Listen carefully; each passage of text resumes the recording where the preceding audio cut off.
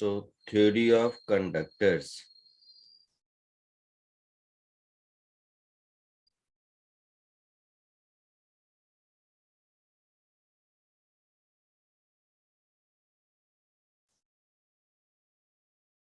ये थोड़ा थ्योरेटिकल है, इसमें न्यूमेरिकल्स नहीं है।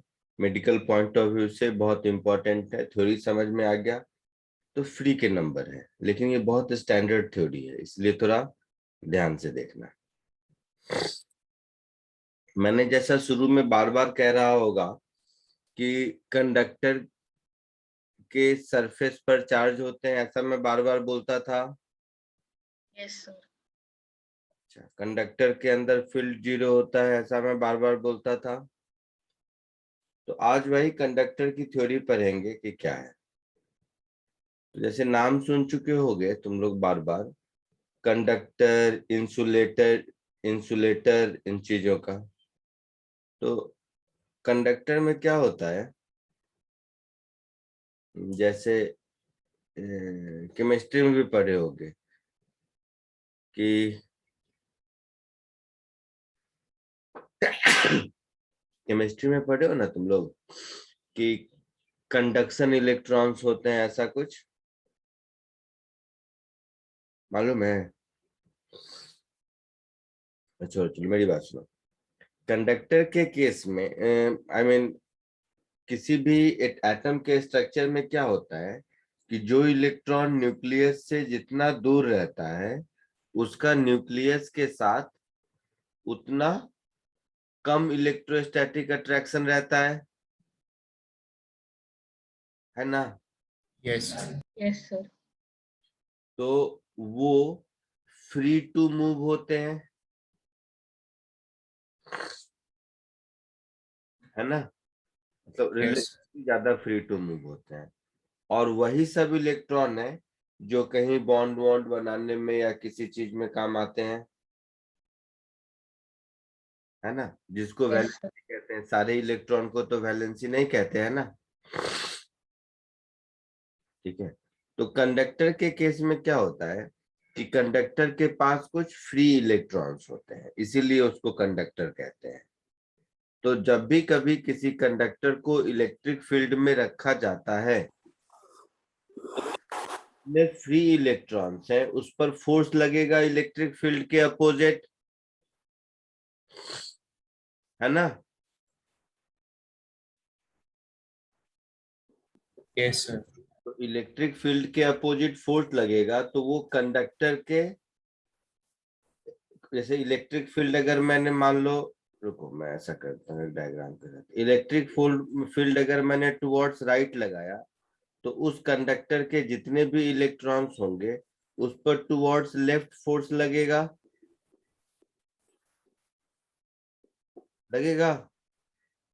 यस सर तो वो सारे इलेक्ट्रॉन जो लेफ्ट के कंडक्टर के सरफेस होंगे उस पर आ जाएंगे, है ना? और कंडक्टर हमारा अगर इलेक्ट्रिकली न्यूट्रल है तो क्या होगा कि उसके दूसरे सरफेस पर उतना ही पॉजिटिव चार्ज क्रिएट हो जाएगा। जैसे इस डायग्राम को देखिए जो आपको दिख रहा है, इसमें क्या किया कि इस कंडक्टर को बाहर में इलेक्ट्रिक फील्ड कुछ ऐसा था, उसमें रख दिया। ब्लैकिंग कर देता हूं इसको। ये मेरा एक्सटर्नल इलेक्ट्रिक फील्ड है जिसमें कि इस कंडक्टर को रख दिया। तो देखो इसके जो फ्री इलेक्ट्रॉन्स होंगे उस पर फोर्स टुवर्ड्स लेफ्ट लगेगा, तो वो सब इस कंडक्टर के लेफ्ट सरफेस पर आ जाएंगे, आ जाएंगे। यस सर तो विद इन कंडक्टर अब इलेक्ट्रॉन अगर इधर आया है तो यहाँ पॉजिटिव चार्ज क्रिएट होगा। Yes yes sir. अब इस पॉजिटिव चार्ज और इस नेगेटिव चार्ज के कारण इसके अंदर, कंडक्टर के अंदर जो फील्ड होगा वो क्या होगा? पॉजिटिव के कारण भी इधर और नेगेटिव के कारण भी इधर होगा। पॉजिटिव के कारण भी इधर, नेगेटिव के कारण भी इधर होगा। बोलो। Yes sir. तो ये दोनों मिलाकर जो इनसाइड डिस्ट्रीब्यूशन ऑफ चार्जेस है उसकी वजह से फील्ड होगा और ये आउटसाइड वाले फील्ड को कैंसिल करेगा, तो इसके अंदर कोई फील्ड नहीं होगा।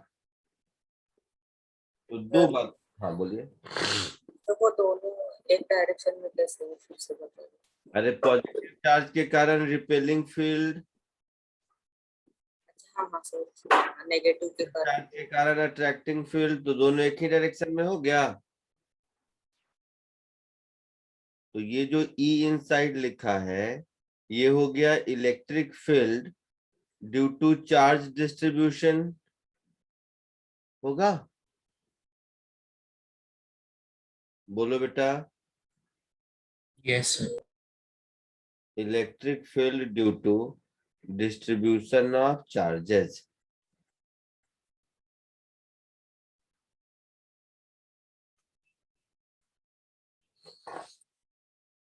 और वो बाहर का इलेक्ट्रिक फील्ड है जो टुवर्ड्स राइट है। ये बाहर का इलेक्ट्रिक फील्ड है जो टुवर्ड्स राइट है। तो कंडक्टर की प्रॉपर्टी ये है कि कंडक्टर के पास सफिशिएंट नंबर में फ्री इलेक्ट्रॉन्स होते हैं। तो कंडक्टर के पास जब sufficient number of free electrons होंगे तो कंडक्टर क्या करेगा कि जितना आउटसाइड फील्ड है उतना इनसाइड फील्ड जनरेट कर पाएगा। तो नेट फील्ड इनसाइड कंडक्टर हमेशा 0 होगा। ये कंडक्टर की प्रॉपर्टी है। ये एज अ थ्योरी याद रखना है जो आपको पूछेगा। इनसाइड चार्ज नहीं होगा इलेक्ट्रिक सर। इनसाइड कंडक्टर हमेशा 0 होगा। पहली सर चीज। हाँ बोलो बोलो। तो चार्ज सेंटर पे नहीं होगा, मतलब सेंटर के आसपास।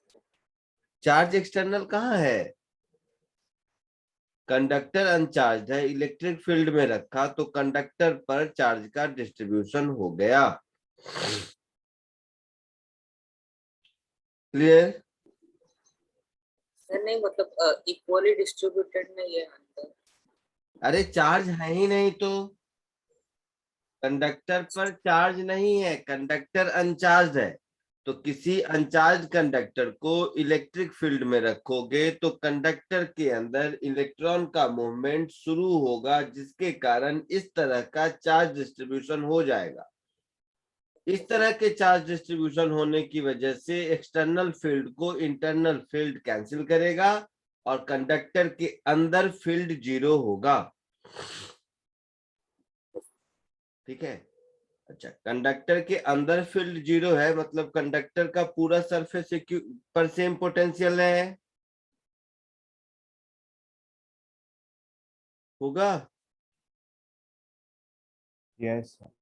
तो surface of conductor is an equipotential surface.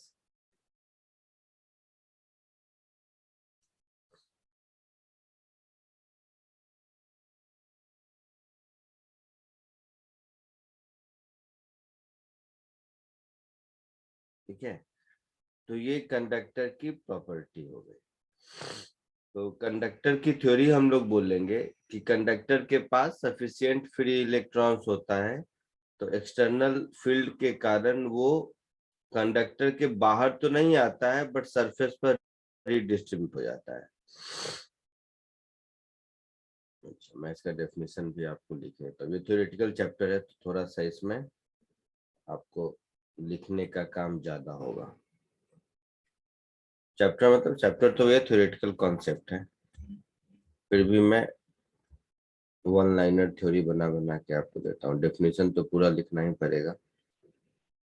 तो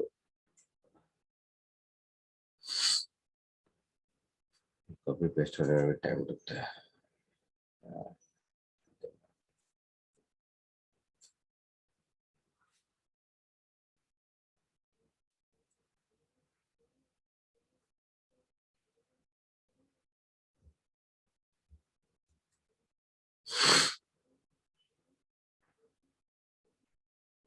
एनीवे आप लोग इतना कॉपी कर लीजिए, फिर मैं डेफिनेशन कर देता हूँ।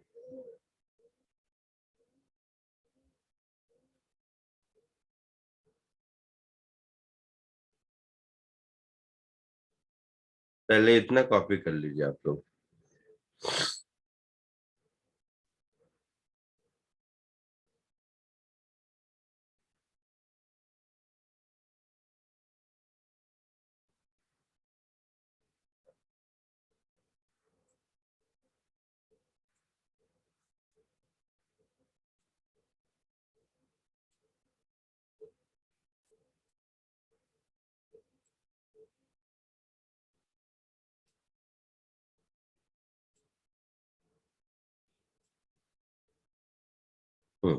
ये कंडक्टर का डेफिनेशन हुआ कि a conductor contains certain free electrons which can move freely in the material but cannot leave it. On applying external electric field on a conductor, charges or conductor adjust themselves in such a way that net electric field inside the conductor is zero under all conditions, under all electrostatic conditions. ये important है कि net electric field inside the conductor is zero under electrostatic condition. ये आपको याद रखना है, बहुत important point है कंडक्टर के डेफिनेशन का। जल्दी कॉपी कर लीजिए, जब हो जाए तो बताइए।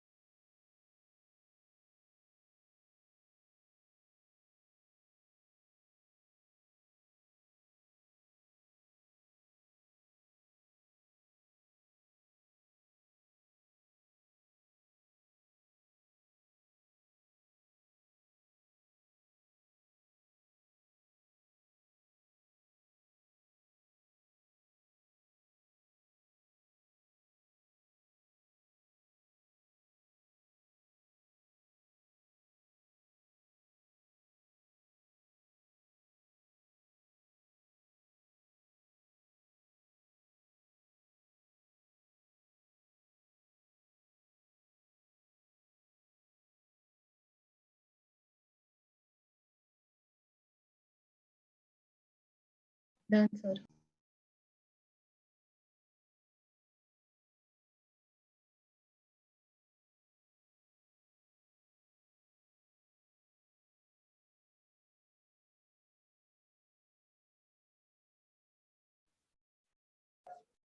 आगे बढ़ो, सबका हो गया? सर एक second.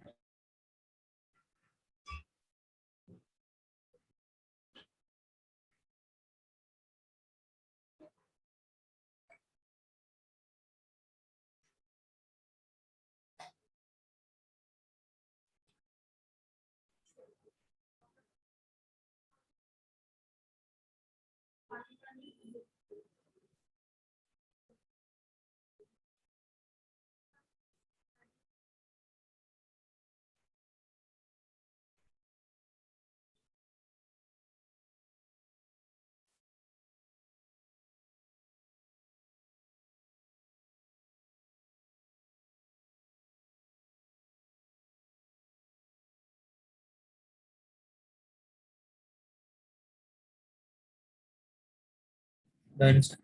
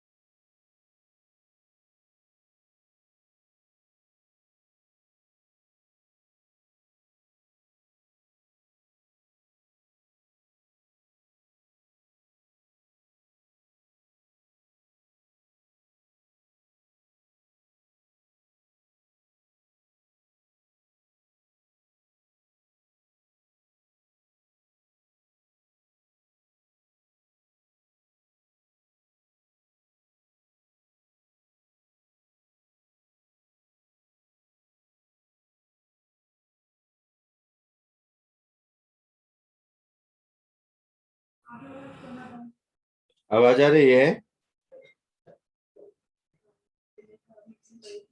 Yes, sir. Yes, sir. हाँ यार, ये बीच में डिस्कनेक्ट हो रहा है मेरे, पता नहीं क्या चल रहा है, विंडो का क्या इशू है। ये सब तो लिख चुके लिख लिया आप लोगों ने?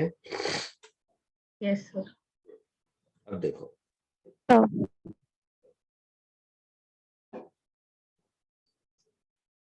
अब ऐसे सोचिए, कंडक्टर का ये डेफिनेशन तो समझ में आया। जैसा मैं कह रहा हूँ, कंडक्टर का ये डेफिनेशन बहुत इंपॉर्टेंट है। इसी डेफिनेशन के क्रॉसपॉन्डिंग मैंने अभी तक आपको 2 पॉइंट सिखाए हैं। आज जो पॉइंट सिखाऊंगा थ्योरेटिकल है, याद रहना चाहिए। पहला तो ये कि ई नेट 0 होता है, और दूसरा ये कि सरफेस इक्विपोटेंशियल होता है। याद रहेगा? छोटे छोटे पॉइंट बना के सिखाता हूं। थर्ड पॉइंट, अब देखो, जैसे ही हम किसी भी कंडक्टर पर कोई भी एक्स्ट्रा चार्ज देंगे तो वो चार्ज कंडक्टर के आउटसाइड सरफेस पर डिस्ट्रीब्यूट होगा। ऐसा हम लोग सीखे थे, बताया था पहले मैंने, है ना? बताया था। Yes, sir. So all charges given to the conductor will reside on its free surface. इसका मतलब क्या हुआ, पहले ये समझते हैं। जैसे हर बार हम लोग क्या करते थे कि कोई भी स्फीयर या कोई भी सरफेस है, उस पर चार्ज देते थे, तो कहते थे कि ये चार्ज कंडक्टर पर यूनिफॉर्मली डिपॉजिट हो गया। तो वो जो यूनिफॉर्म डिपॉजिशन है वो तभी तक होगा जब तक हमारे सरफेस का शेप साइज रेगुलर हो। सरफेस का शेप साइज अगर इरेगुलर होगा तो वो डिस्ट्रीब्यूशन यूनिफॉर्म नहीं रहेगा। तो जैसे एज अ पॉइंट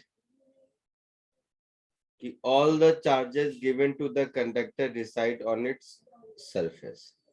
अब इसमें 2 बातें होंगी, जैसे लिखना बाद में बताता हूं। जैसे जो एग्जांपल यहाँ पर दिख रहा है, इसमें क्या है कि हमारा सरफेस यूनिफॉर्म है ना? दिख रहा है ना, यूनिफॉर्म स्फीयर।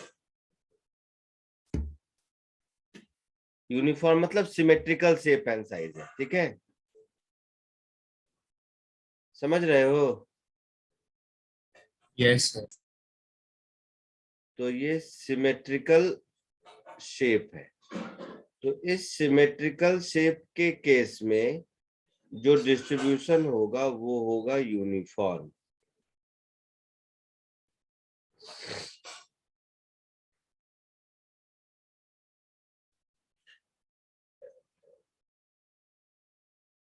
ये होगा यूनिफॉर्म डिस्ट्रीब्यूशन। लेकिन यही अगर मान लीजिए शेप साइज कुछ टेढ़ा मेढ़ा हो,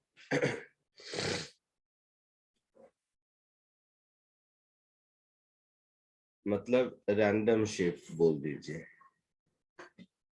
या अनइवन शेप बोल दीजिए।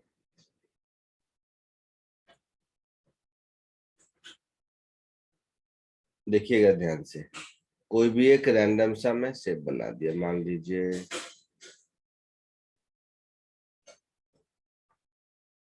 इतना बड़ा।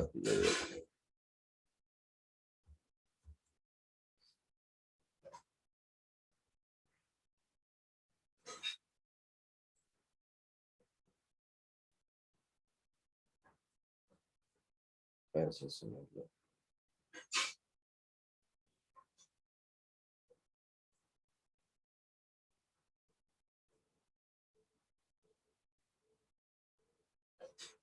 मान लो ऐसा कोई रैंडम सा शेप बना दिया और इस पर चार्ज दिया, तो चार्ज तो आउटसाइड होगा, लेकिन इसमें चार्ज का डिस्ट्रीब्यूशन यूनिफॉर्म नहीं होगा। यूनिफॉर्म नहीं होने का मतलब यह है, इसमें हर पॉइंट का रेडियस ऑफ कर्वेचर अलग अलग Yes, sir. है ना? तो चार्ज का डिस्ट्रीब्यूशन ऐसा होगा कि जहां रेडियस ऑफ कर्वेचर छोटा है वहां पर डेंसिटी ज्यादा होगी, और जहां रेडियस ऑफ कर्वेचर ज्यादा है वहां पर डेंसिटी कम होगी। That is surface charge density will is proportional to 1/r। जैसे इस केस में, ऊपर वाले केस में क्या था, यूनिफॉर्म डिस्ट्रीब्यूशन था, that is surface charge density was constant. इसमें मान लो जैसे यहाँ पर दिख रहा है रेडियस ऑफ कर्वेचर छोटा है, तो यहाँ पर डेंसिटी ज्यादा होगा इसके रिस्पेक्ट में। आई बात समझ में? Yes. ये जो प्रॉपर्टी है, इस प्रॉपर्टी का नाम है यूनिकनेस थ्योरम। नाम जानने की जरूरत नहीं है आपको, बट इसको बोलते हैं यूनिकनेस थ्योरम। तो जैसे ही सरफेस को चार्ज देंगे आउटसाइड जाएगा, ट्रू। अगर यूनिफॉर्म शेप एंड साइज है, सिमेट्रिकल शेप एंड साइज है तो डिस्ट्रीब्यूशन यूनिफॉर्म होगा, और रैंडम शेप एंड साइज है तो डिस्ट्रीब्यूशन नॉन यूनिफॉर्म होगा। बट नॉन यूनिफॉर्म डिस्ट्रीब्यूशन हमेशा इसको फॉलो करेगा कि surface charge density radius of curvature के इनवर्सली प्रोपोर्शनल हो।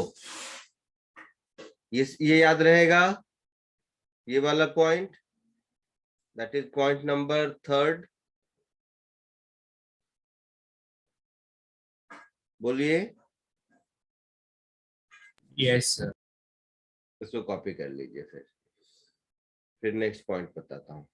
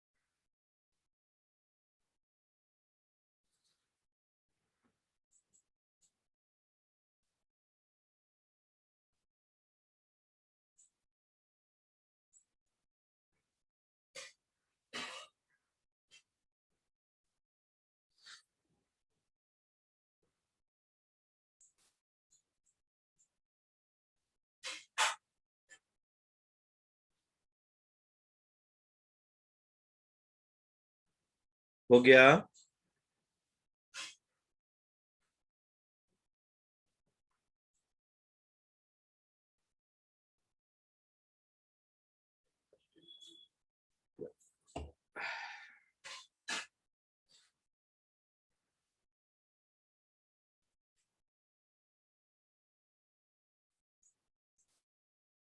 Done, sir.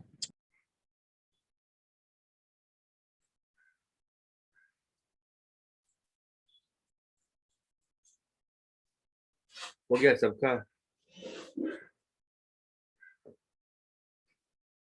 Next point, 4th।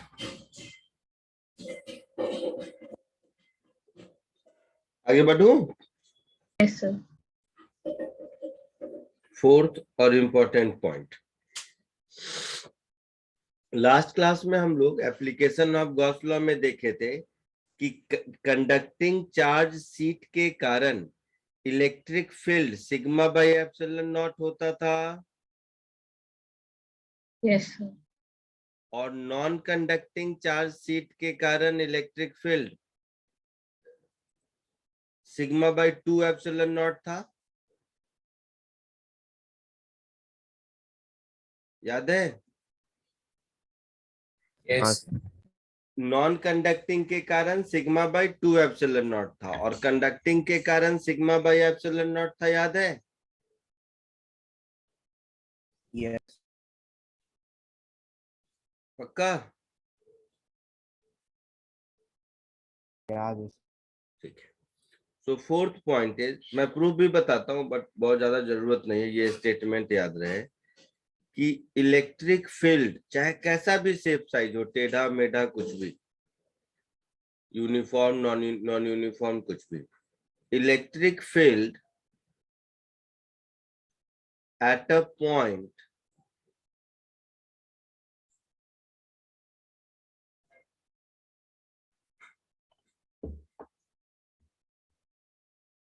electric field at a point near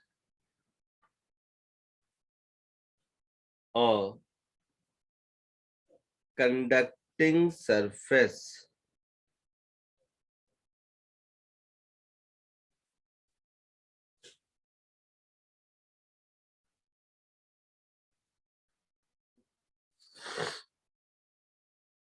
is always E is equal to sigma by epsilon naught. हम लोगों ने plane surface वाला example देखा था, मतलब इससे डेरिवेशन किया था इसका पिछली क्लास में। हाँ ये किसी भी शेप साइज के लिए ये ट्रू है, ये एज अ फॉर्मूला आपको याद होना चाहिए, ठीक है। प्रूफ मैं दिखाता हूं, ये एज अ फॉर्मूला आपको याद होना चाहिए। अब इसका प्रूफ देखिए। वैसे मैं बार बार बोलूंगा, आप लोगों के लिए मेडिकल पॉइंट ऑफ व्यू से जरूरत नहीं है, तो बोलोगे या है टाइप, मैं दिखाई देता हूँ आपको।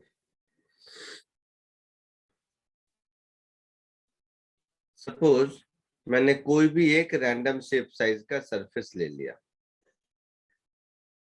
तो उस पर चार्ज का डिस्ट्रीब्यूशन है और हम लोगों को फील्ड निकालना है। ये मालूम है कि इलेक्ट्रिक फील्ड इनसाइड कंडक्टर 0 होता है, ये तो मालूम है।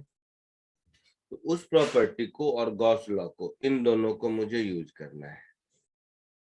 तो देखिए, ये कोई रैंडम शेप साइज ले लिया मैंने, ठीक है। इसके कारण इस किसी पॉइंट पर मुझे इलेक्ट्रिक फील्ड निकालना है, तो ये गॉसियन सरफेस मैंने बनाया। अब हम लोगों को गॉस लॉ से मालूम है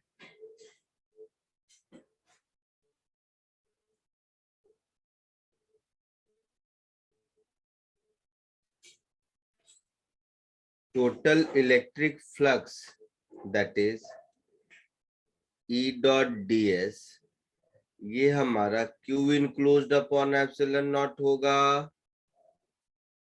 यही गॉस लॉ है, बोलिए। सर। अच्छा, इसमें Q इनक्लोज्ड अगर आप देखेंगे ध्यान से, सब लोग देखो, Q इनक्लोज्ड अगर ध्यान से देखोगे तो ये जो एरिया इस गॉसियन सरफेस के अंदर है, इसी पर चार्ज है। मान लो ये एरिया है dA, तो यहाँ पर मैं लिखूंगा E into dA is equal to Q enclosed, that is sigma into dA upon epsilon naught। Yes, sir. और अंदर का फ्लक्स 0, एक ही बाहर का फ्लक्स बचेगा ना, समझ रहे हो। यहाँ का फ्लक्स इधर होगा, यहाँ का फ्लक्स 0 होगा, और सरफेस का फ्लक्स भी 0 होगा क्योंकि E is perpendicular to A। Yes आपको मिलेगा E is equal to sigma by epsilon naught. तो डेरिवेशन आपके लिए इतना इंपॉर्टेंट नहीं है, बट ये फॉर्मूला जरूर याद रहना चाहिए। जल्दी से इसको कॉपी कर लीजिए। सर, वो ऊपर के सर ये उससे फ्लक्स 0 क्यों होगा? अंदर में इलेक्ट्रिक फील्ड नहीं है, यस कंडक्टर की डेफिनेशन में देखा था, कंडक्टर के अंदर इलेक्ट्रिक फील्ड नहीं है तो 0 होगा। तो अंदर में 0 होने का रीजन है कि इलेक्ट्रिक फील्ड इज 0, ठीक है। सर, कब ये सर गॉसियन सरफेस किस तरह से लिया है, मतलब सिलिंड्रिकल।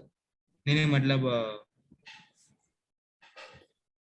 सरफेस ये जो कंडक्टर के कौन से हिसाब से दिए? कंडक्टर के किसी भी पॉइंट पर, छोटे से छोटा पॉइंट पर, जहां का सरफेस एरिया एकदम छोटा डीए है, मान लो किसी भी पॉइंट पर हमने एक सिलिंड्रिकल सरफेस कंसीडर कर लिया, जिसके पॉइंट पर मतलब बेस पर हमारा पॉइंट वो लाई करता है जहां पर इलेक्ट्रिक फील्ड मुझे निकालना है, तो उसको लेकर ये सिलेंडर बनाया। तो फ्लक्स सिलेंडर के लैटरल सरफेस से 0 होगा क्योंकि E इज परपेंडिकुलर टू ए। इस सरफेस से 0 होगा इस वाले सरफेस से क्योंकि E इज 0। ये वाले सरफेस से फ्लक्स होगा कितना, तो E इंटू डी ए। ठीक है, यस। तो टोटल फ्लक्स बच गया कितना, E इंटू डी ए।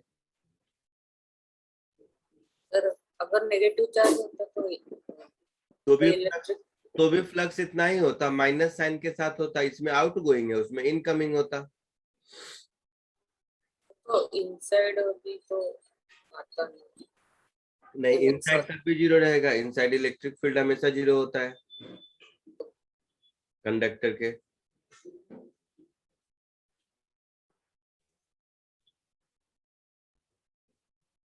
आगे बढ़े। हाँ सर। अच्छा, पॉइंट नंबर 5, इलेक्ट्रोस्टैटिक प्रेशर नाम का चीज बताया था मैंने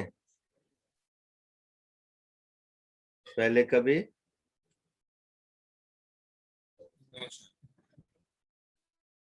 तो थ्योरेटिकली समझ लीजिए, न्यूमेरिकल तो इसके आप लोगों को नहीं पूछेंगे ये पक्का है, पर थ्योरी पूछेगा और पूछा है। नीट में इसका थ्योरेटिकल क्वेश्चंस पूछा है। नीट के लिए ये आज का लेक्चर इंपॉर्टेंट है, सब 1 लाइन की थ्योरी पूछेगा आपसे। इलेक्ट्रोस्टैटिक प्रेशर का पहले मतलब समझिए, क्यों होता है, कैसे होता है।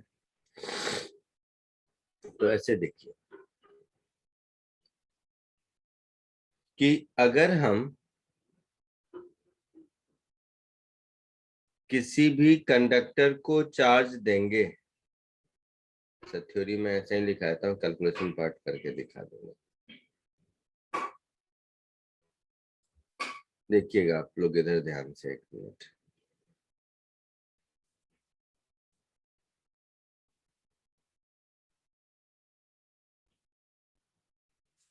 देखिए, when some charge is given to a metal body, metal मतलब कंडक्टर, मेटल बॉडी लिखा है मतलब कंडक्टर, ठीक है।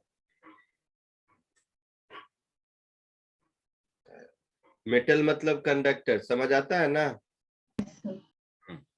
It will spread on outer surface of body. तो अब देखो, आउटर सरफेस पर म्यूचुअल रिपल्सन तो होगा, हर चार्ज एक दूसरे को रिपेल करेगा।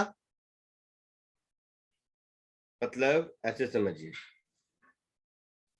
यहां पर जो चार्ज है इसको इसके सराउंडिंग के या सरफेस के बाकी चार्ज रिपेल तो करेंगे ना, क्योंकि पॉजिटिव पॉजिटिव के बीच रिपल्सन होता है, नेगेटिव नेगेटिव के बीच रिपल्सन होता है ना, लाइक चार्जेस के बीच रिपल्सन। बोलिए, बोलो तो सही। Yes sir. तो सरफेस का हर चार्ज इस रिपल्सन को, आउटवर्ड रिपल्सिव फोर्स को एक्सपीरियंस करेगा। मतलब इसको इधर वाला चार्ज ये सब रिपेल कर रहा है। तो इसका मतलब है कि मेटल का या कंडक्टर का हर सरफेस का हर पॉइंट आपका एक प्रेशर में होगा। उस प्रेशर को हम लोग इलेक्ट्रोस्टैटिक प्रेशर कहते हैं। ये इलेक्ट्रिक प्रेशर लिखा है, इलेक्ट्रोस्टैटिक प्रेशर होना चाहिए। इसको हम लोग इलेक्ट्रोस्टैटिक प्रेशर कहते हैं क्योंकि इस प्रेशर के लिए कोई मैकेनिकल फोर्स रिस्पॉन्सिबल नहीं है, इलेक्ट्रोस्टैटिक चार्ज रिस्पॉन्सिबल है। ठीक है, तो इलेक्ट्रोस्टैटिक प्रेशर होगा, ये बात समझ आती है। बोलो। Yes sir. तो इलेक्ट्रोस्टैटिक प्रेशर एग्जिस्ट करता है, ये बात पक्का है। होगा कितना, ये हम कैलकुलेट करते हैं। ठीक है, तो कैलकुलेट ऐसे करते हैं, ध्यान से देखिएगा। जैसे मुझे किसी एक छोटे से डीएस पोर्शन पर इलेक्ट्रोस्टैटिक प्रेशर कैलकुलेट करना है, तो देखिए ये जो डीएस पोर्शन है इसको मैंने यहां से कट कर लिया, यहां से कट कर लिया। ध्यान से सब लोग सुनने का, बहुत इंपॉर्टेंट। यहां से जैसे ही कट कर लिया, अब चार्ज मेटल के आउटर सरफेस पर नहीं होगा, अब तो अंदर भी आ जाएगा ना, क्योंकि कट गया है। नहीं समझा? सर अंदर कैसा है? अरे भाई साहब, अगर सरफेस क्लोज है तब तो आउटर सरफेस का मतलब बाहर वाला केबल हुआ, यस सर। और सरफेस को अगर मान लो तुम कट कर दो ऊपर से, जैसे क्रिकेट का वो वाला बॉल है, टेनिस वाला, तो उसको ऊपर से होल कर दो, तो अब उसके दो आउटर सरफेस हो गए ना, एक बाहर वाला एक अंदर वाला। हाँ सर। Yes, sir. कोई सरफेस क्लोज होता है तो उसका एक आउटर सरफेस होता है, यस सर। और कोई सरफेस ओपन होगा तो उसके दो आउटर सरफेस होंगे, एक इस साइड एक इस साइड। Yes sir. पक्का? सोच के बोलो। Yes sir. तो मुझे इस पर इलेक्ट्रोस्टैटिक प्रेशर कितना लग रहा है ये ढूंढना है। तो अगर यहां पर जहां पर मैंने कट किया है, ठीक उस पोजीशन पर फील्ड कितना है, वो फील्ड अगर मिल गया तो field multiplied by charge force हो जाएगा, force divided by area pressure हो जाएगा। पक्का? यस। कोई डाउट नहीं? No sir. ठीक है, तो इसको आप पहले कॉपी कर लीजिए, फिर आपको सिखा देता हूं, और नहीं तो रुक जाओ, लिख ही देता हूँ यहीं पे छोटा सा, उसके बाद नहीं करना।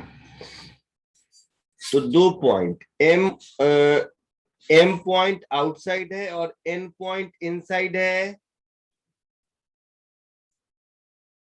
इस स्फीयर के जस्ट बाहर, जहां पर कट किया है उसके जस्ट बाहर एक पॉइंट है एम, और उसके जस्ट अंदर एक पॉइंट है एन।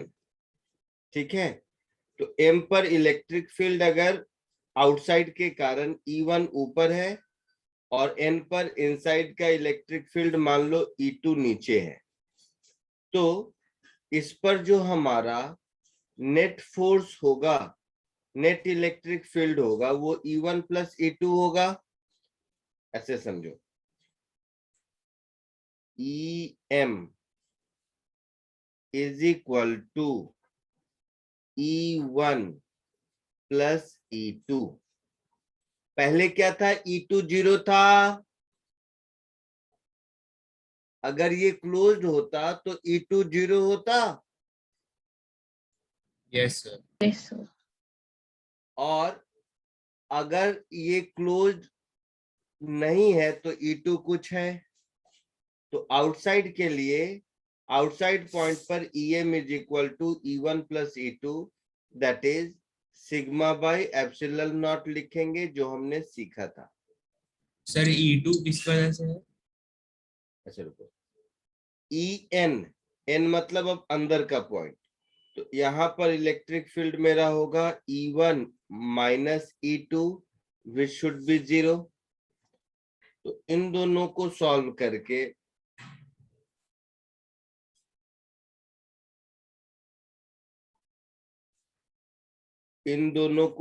करके हम ये कह सकते हैं कि E1 is equal to E2 is equal to sigma by 2 epsilon not.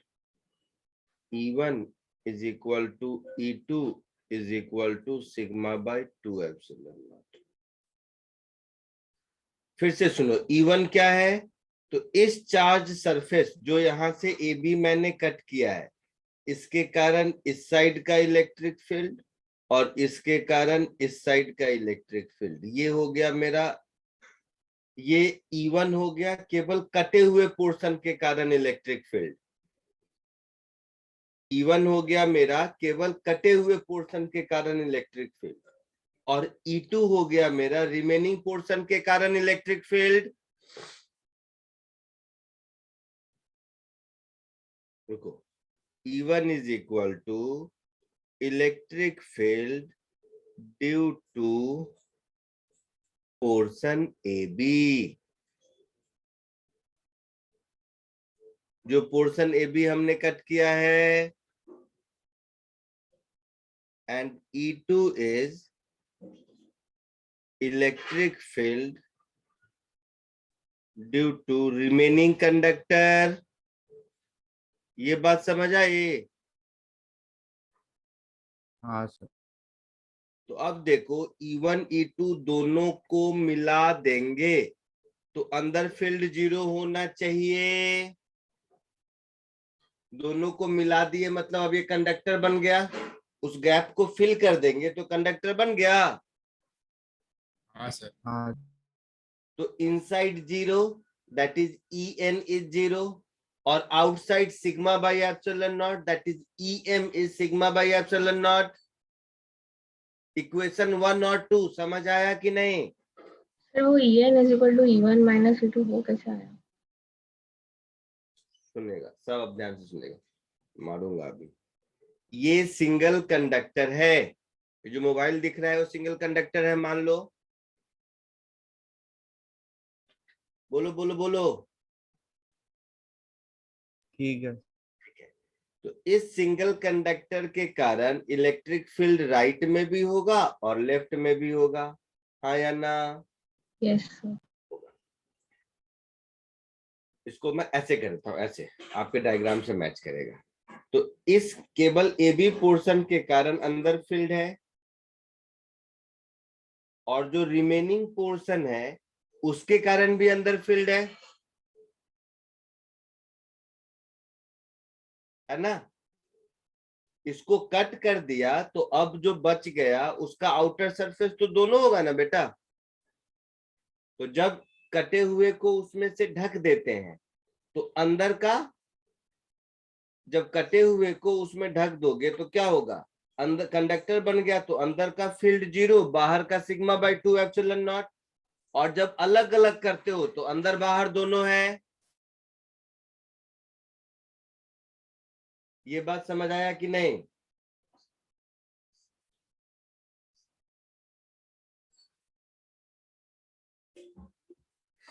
ओ भाई साहब, चलो इसको छोड़ो। लास्ट क्लास का नोट निकालो सब लोग, नोटबुक में लास्ट क्लास का नोट निकालो। निकाला? हाँ सर। Yes sir.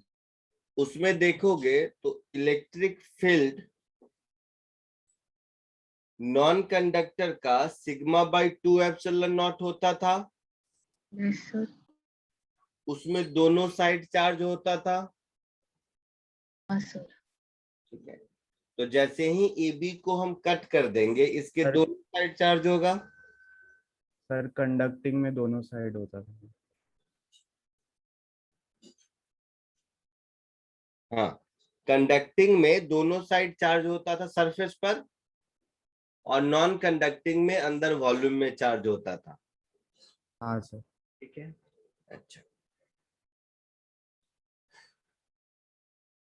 तो जिसमें दोनों साइड चार्ज होता था उसमें चार्ज के कारण इलेक्ट्रिक फील्ड राइट में भी था और इलेक्ट्रिक फील्ड लेफ्ट में भी था। Yes sir. तो AB पोर्शन के कारण अगर हम पॉइंट M पर देखेंगे दैट इज आउटसाइड, सब ध्यान से सुनेगा। AB पोर्शन के कारण इलेक्ट्रिक फील्ड अगर हम आउटसाइड देखेंगे, ठीक है, तो AB का इलेक्ट्रिक फील्ड भी होगा और रिमेनिंग का भी इलेक्ट्रिक फील्ड होगा, हाँ या ना?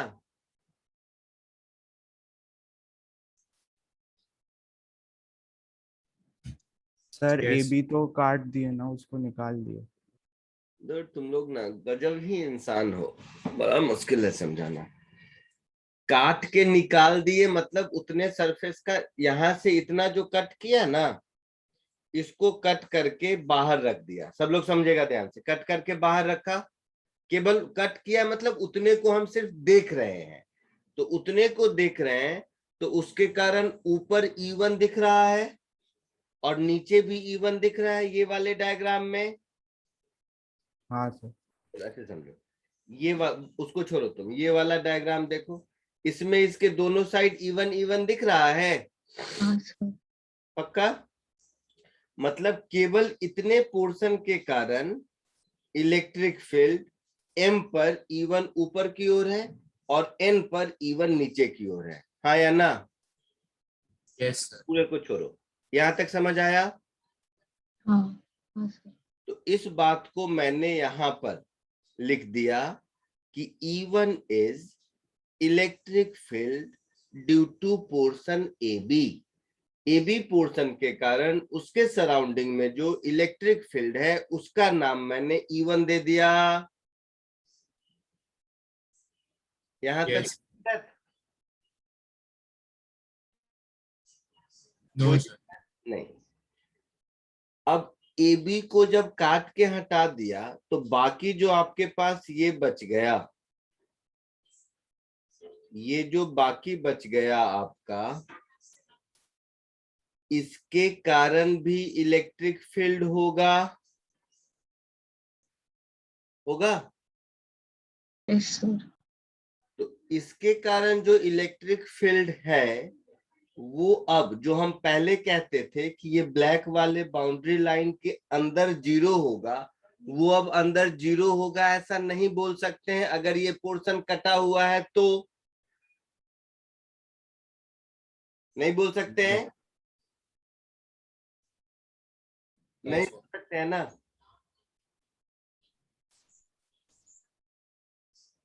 बोलिए। यस। तो रिमेनिंग पोर्शन के कारण जीरो नहीं होगा, ये समझ आया? तो रिमेनिंग पोर्शन के कारण होगा कितना? तो I have assumed E2। Clear?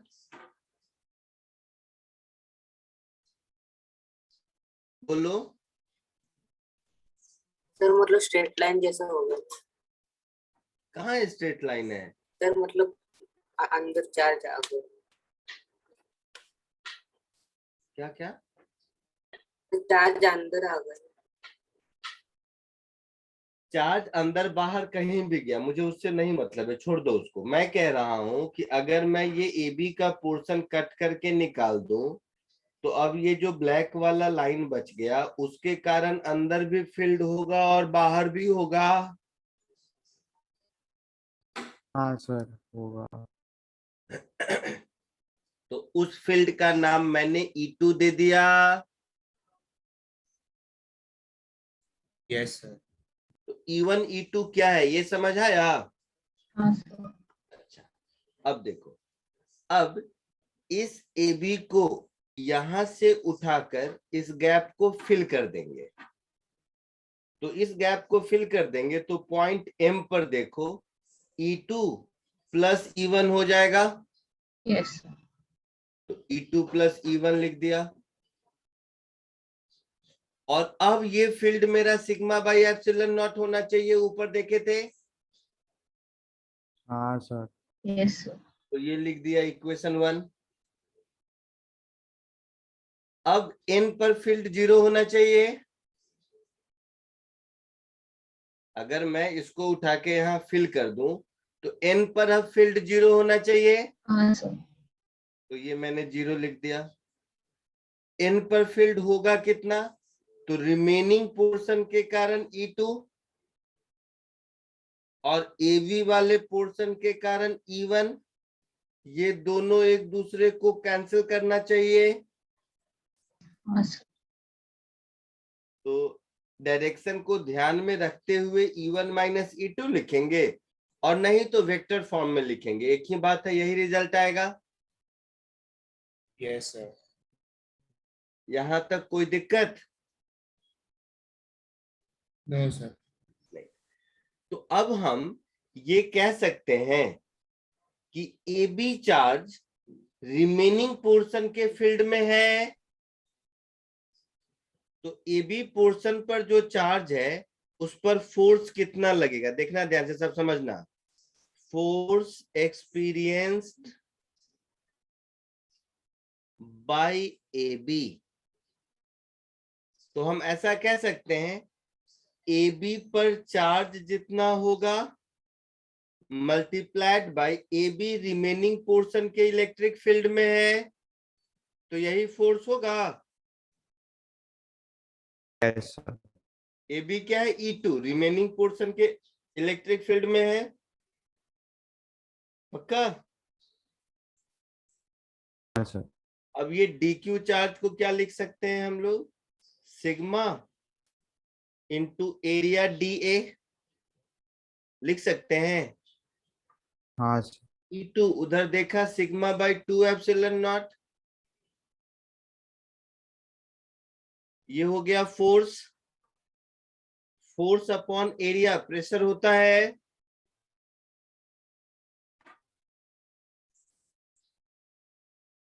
बोलो। यस। तो इलेक्ट्रोस्टैटिक प्रेशर का फॉर्मूला मिल गया, sigma square by 2 epsilon not.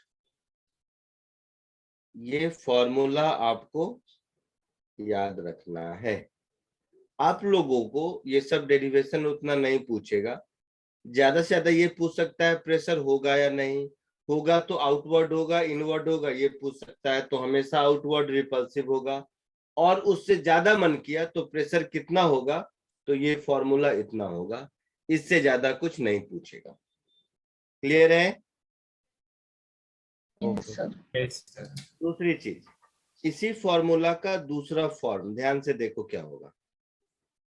इसको अगर मैं ऐसा लिख दूं, half into epsilon naught into sigma by epsilon not का होल स्क्वायर, सेम कहानी है। यस हाँ सर। सर। तो ये हो गया pressure P into half epsilon naught into electric field due to conductor का स्क्वायर हो गया। Yes, sir. तो यही फॉर्मूला कभी कभी इस फॉर्म में भी दिया रह सकता है, दोनों एक ही बात है, इसलिए मैंने और लिखा। क्लियर है। यस। कॉपी कर लीजिए।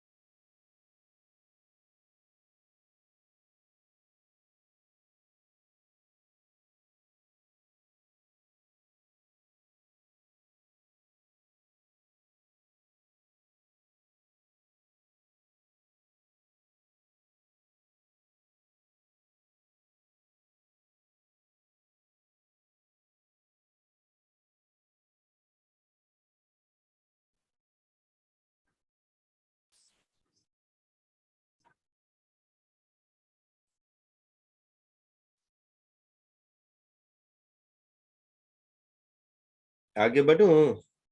No sir, no sir. इतना है। ठीक है, तो जब होगा तो बोलना।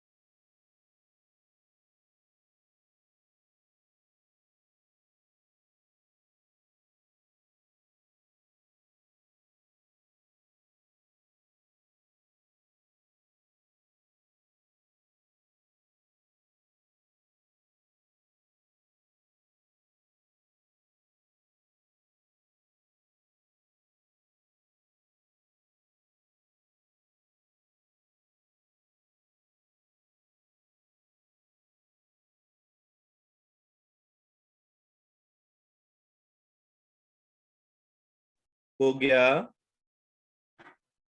No sir, 2 minute.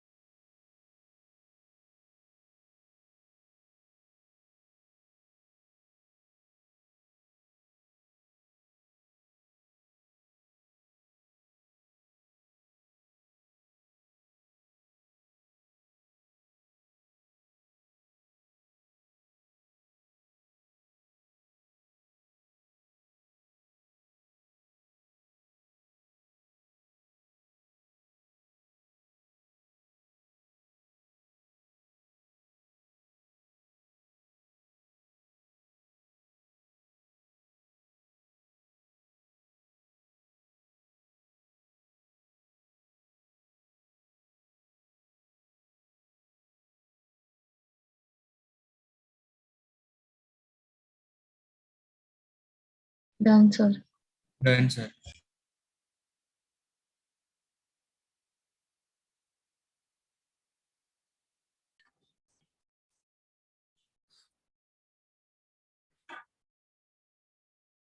Point number 6.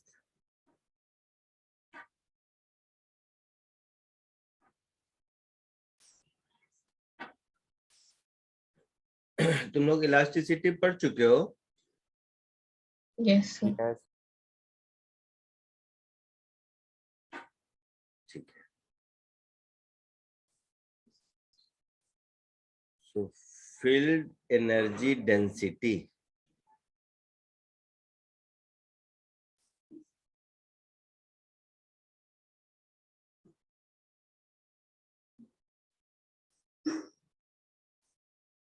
of electric field, सब इंटर रिलेटेड कॉन्सेप्ट है, ध्यान से देखना.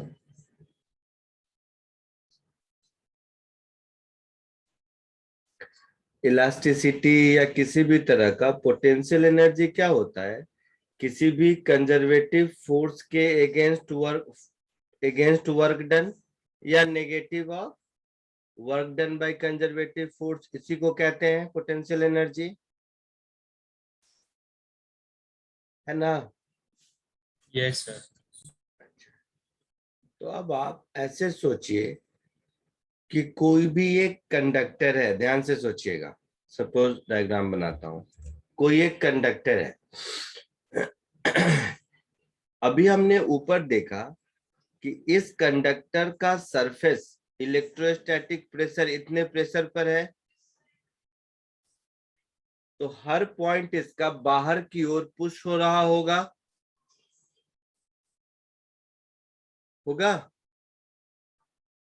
हाँ.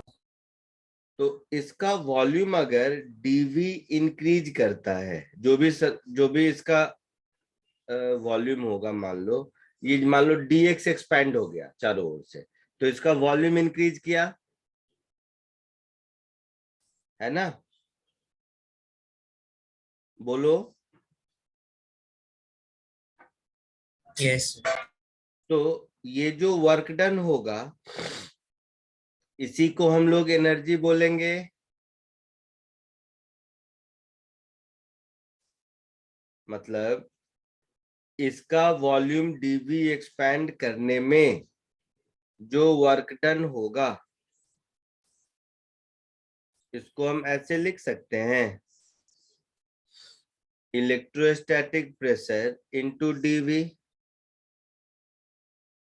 इलेक्ट्रोस्टैटिक प्रेशर ऊपर हम लोगों ने देखा था, half epsilon naught into E square into DV, ऐसा होगा.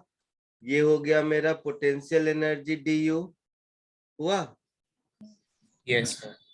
तो यहां से मुझे मिलेगा potential energy DU upon volume DV is half epsilon naught E square. तो ये जो टर्म है, इसको एनर्जी डेंसिटी कहते हैं. देखो, एनर्जी पर यूनिट वॉल्यूम है, Yes, sir. तो इसको energy per unit volume, that is energy density कहते हैं.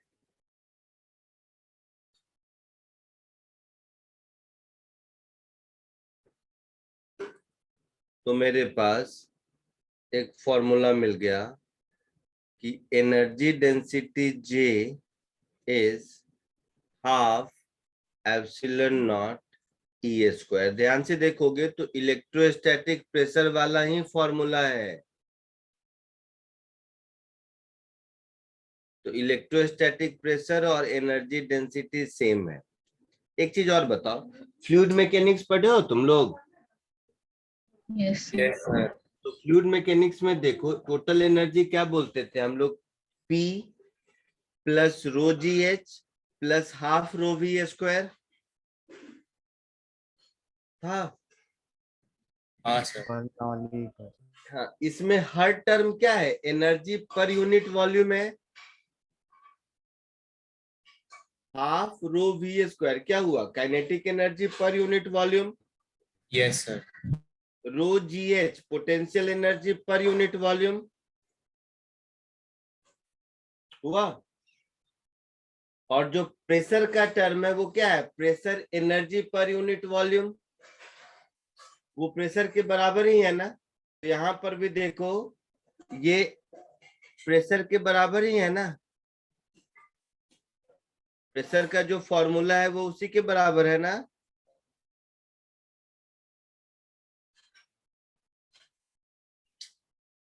Yes sir. स्टैटिक प्रेशर का फॉर्मूला जो ऊपर डिराइव किया ये उसी के बराबर आया। हाँ सर। तो फ्लूइड मैकेनिक्स में जो हम लोग पढ़ते थे, pressure is also a form of energy per unit volume, ये वही कहानी है, नया कुछ भी नहीं है। Yes sir. जल्दी से इसको कॉपी कर लीजिए।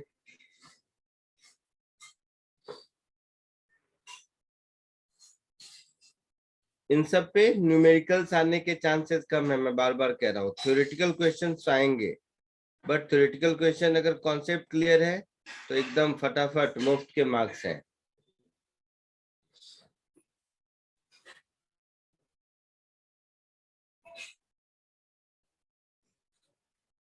बोलिए तो आगे बढ़ो। 2 minute.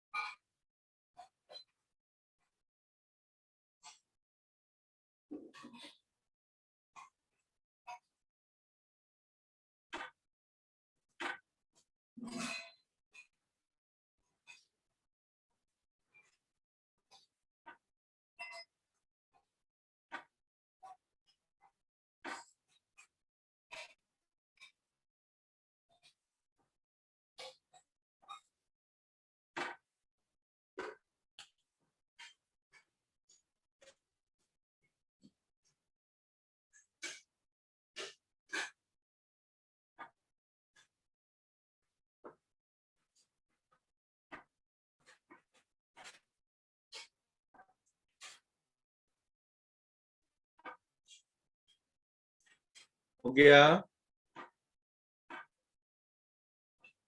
Yes yes sir. Next point, theory of conductor का लास्ट पॉइंट, बट इसमें बहुत सारी चीजें आएंगी, ध्यान से देखो। उसके बाद थोड़ा सा डाइलेक्ट्रिक भी सिखाऊंगा।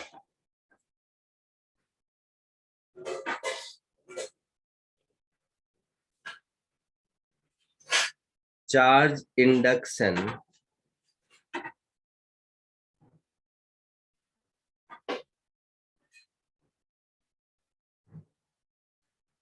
वैसे बोल तो क्या नाम दो,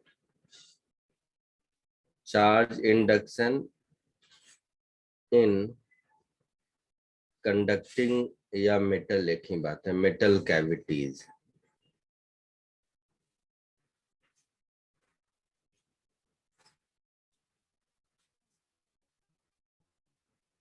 सब लोग ध्यान से देखो और कूल माइंड से जो मैं कह रहा हूं सुनते रहो, खाली लिखने का काम बाद में। सबसे सिंपलेस्ट केस,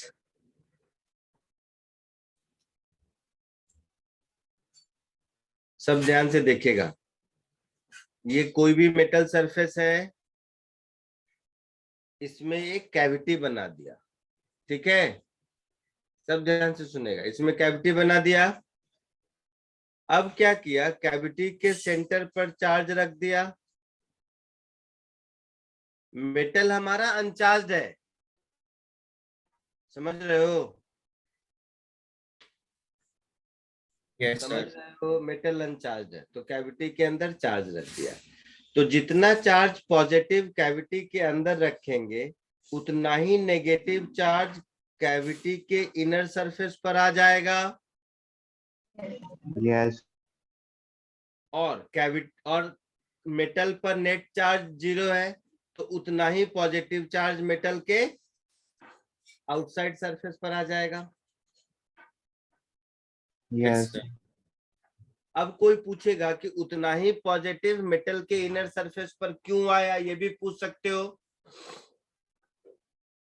तो इसलिए आया क्योंकि मेटल के अंदर फील्ड 0 होना है पॉइंट ए पर।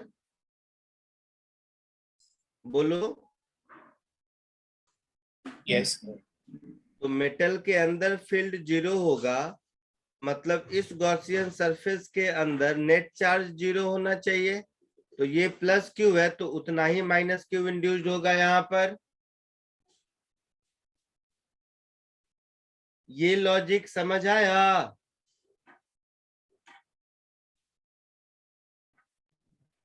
Yes sir. पक्का?